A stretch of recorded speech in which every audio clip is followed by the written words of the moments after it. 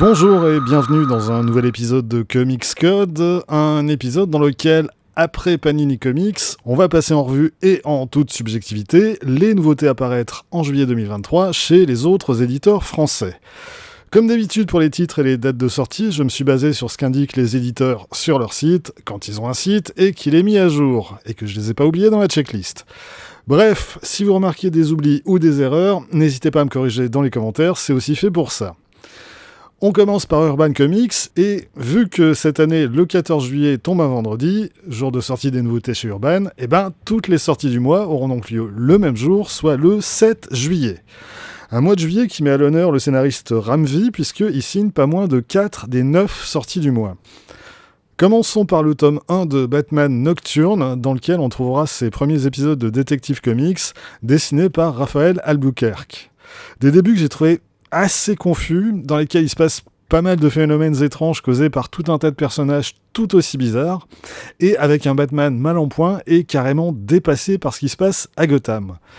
Pour l'instant, sur ces seuls épisodes, j'ai un peu de mal à en conseiller la lecture.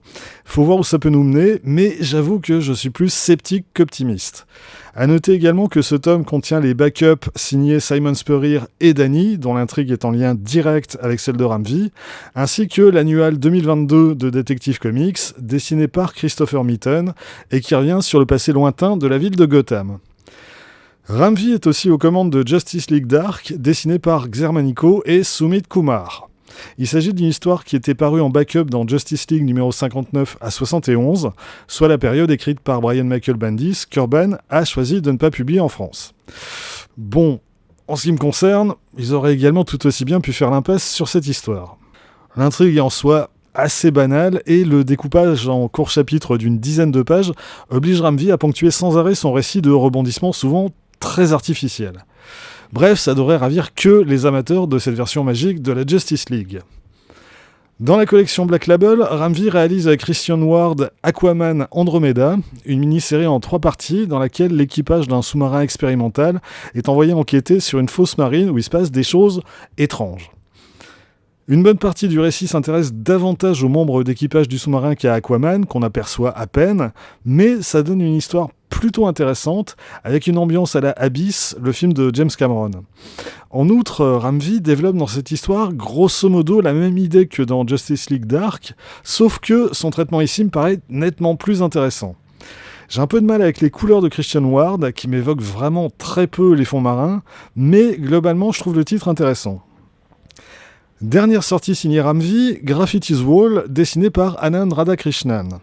L'histoire d'une poignée d'ados dans la ville de Mumbai, en Inde, qui essaient de trouver leur place dans la société.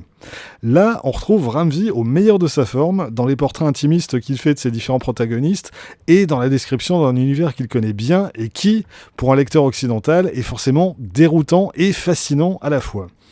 Et sur ce dernier point, Anand Radhakrishnan signe des planches qui sont vraiment superbes, magnifiées par une mise en couleur de toute beauté. Si vous avez aimé Toutes les morts de Laila Starr, ne ratez pas ce Graffiti's Wall. Je suis d'ailleurs étonné qu'Urban ait choisi de sortir ce titre dans sa collection Indies plutôt qu'en Urban. Mais, encore une fois, si vous ne devez prendre qu'un Ramvi parmi les 4 que propose Urban, c'est celui-ci que je vous conseille. Autre scénariste à l'honneur chez Urban en juillet, Greg Rucka. On a d'abord et avant tout le retour de la série Lazarus, qui était précédemment publiée par Glénat et qui rejoint donc le catalogue Urban. Pour présenter de manière très sommaire la série, on peut voir ça comme un croisement entre Succession et Mad Max. On est dans un futur relativement proche, où les États se sont effondrés et où le pouvoir et la richesse sont désormais exclusivement entre les mains de quelques familles. Des familles qui s'affrontent régulièrement pour accroître encore leur possession. C'est donc un univers très noir et très violent, où l'essentiel de la population vit dans la misère pendant qu'une poignée se gave. Le tout est dessiné de manière magistrale par Michael Lark. Urban réédite donc les 2 premiers tomes de la série, réunis en un seul volume, et dans le même temps publie le 8e tome, qui était inédit jusque-là en France. On en reparlera plus en détail bientôt, mais vous pouvez déjà le noter sur vos tablettes. L'autre titre écrit par Greg Rucka, c'est Lois Lane, Ennemi du peuple, une maxi-série en 12 numéros dessinée par Mike Perkins, parue aux États-Unis en 2019-2020. Du coup, la série est un peu en décalage avec les autres titres actuellement publiés par Urban et fait référence à des événements qui datent déjà de quelques années, notamment l'event Léviathan ou la situation de la famille Kent. Dans cette histoire, Lois Lane est la cible de quantité de gens qui n'ont pas vraiment apprécié sa dernière enquête. Ça aurait pu être très bien, formellement c'est même plutôt pas mal, mais le problème c'est que l'intrigue tourne littéralement à vide. Greg Rucka se contente de brasser du vent à longueur de chapitre et ça n'a absolument aucun intérêt. Pourquoi le publier aujourd'hui ? Les voies d'Urban sont parfois impénétrables. Du côté Indies, sortie du tome 6 de Something is Killing the Children par James Tynion IV et Werther Dell'Edera.